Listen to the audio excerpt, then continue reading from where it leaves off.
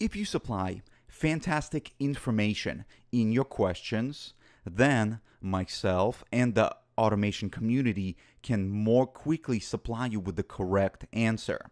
So, what kind of information should you provide in your questions to make it easier for the test automation community to answer your questions? First, you should state what exactly you are trying to do.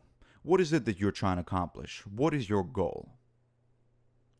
Next, you should also state things that you have tried and what has not worked for you. If you're dealing with element locators and you are not able to manipulate or interrogate a web element, which is so common, and I get so many questions about this, provide a screenshot of the HTML that talks about the element in question. Finally, if you're having issues with some kind of code, some kind of C# code, then you need to copy and paste the code inside of your question, neatly formatted, and let the community or myself know where the problem is.